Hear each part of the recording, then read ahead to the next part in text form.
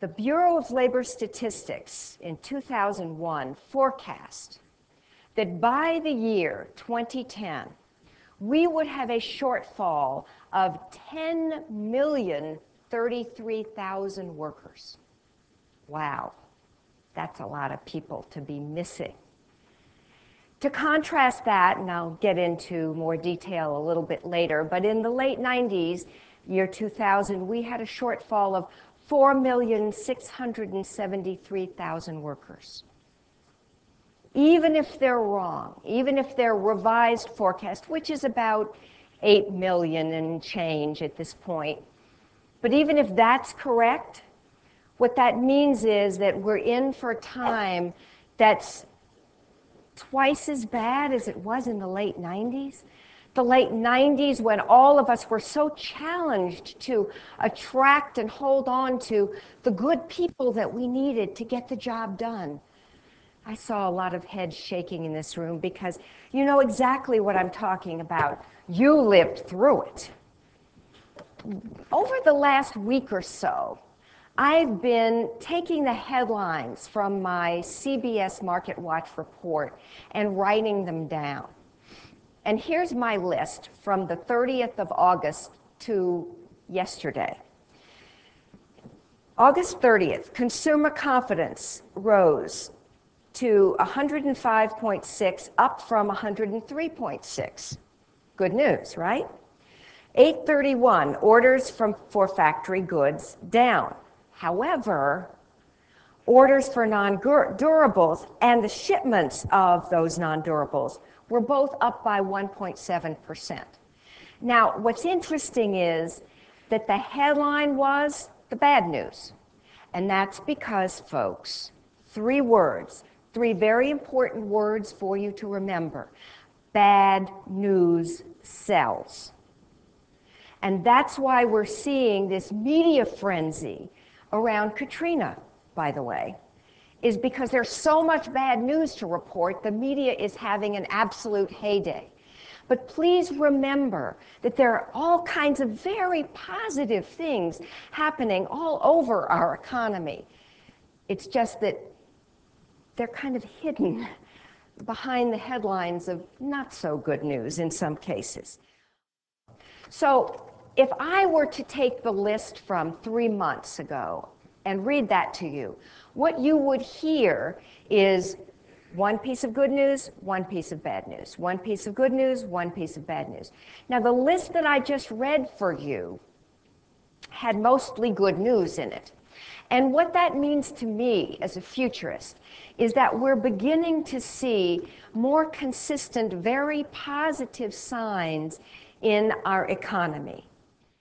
What we have, or what it seems like we have here in the United States, is the I think I can job market. It goes, it stops, it goes, it slows down, it goes. Now, we've had 2 successive months of positive job growth. What they're not telling you is that most of the growth in jobs in this country is taking place not with the Sprints, not with the MCIs or Verizons or the big companies, but rather with the small and medium-sized companies. That's where most of the job growth is. And unfortunately, because of the way the U.S. Bureau of Labor Statistics looks at the number of people who are unemployed and the number of jobs that are being created, it's kind of under the radar. So we're not really getting the good news, the really good news about what's happening in our job market. What's happening is that hundreds of thousands of jobs are being created. You can only abuse your own employees for so long. Am I right? In some cases, you know I am. I sat at a table when I spoke at a Rochester Human Resources Conference. I sat at a table with a fellow who worked for a packaging plant. He was actually the director of HR for the packaging company in Rochester. And he shared with us that his frontline folks had been working 12 days on, 2 days off for 18 months.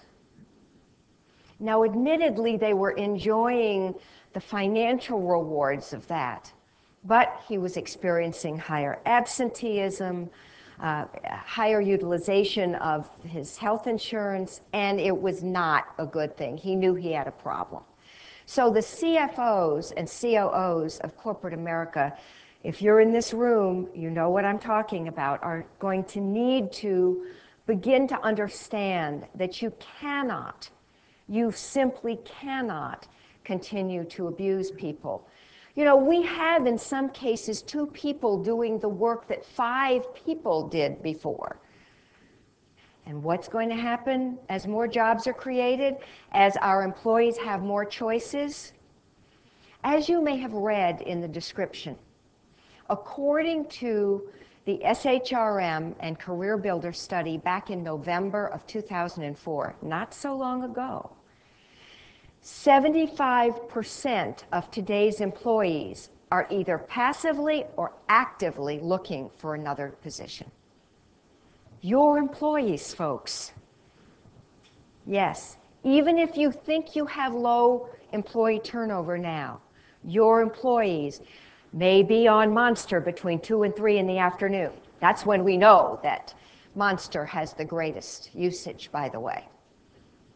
Now, as I mentioned, we also have pockets of crisis by industry, and we have whole industries that are looking for people. Healthcare, nurses and imaging technicians. Some hospitals have over 20% vacancy rates on imaging technicians. Not good. High vacancy rates translate to lower patient care and a more difficult time making ends meet for hospitals and health systems. In construction, which is the second, now what's Katrina going to do to that whole sector? Boy, it's going to skyrocket the cost of building a house, because so much of our resources are going to be drawn to the south. By the way, New Orleans is my hometown. I grew up there. There's a myth, a prevailing myth, that all students should go to college. Not so. Many students are much better served by going to a community college, into a vocational program, where they can do what they really want to do, not what we think that they should do.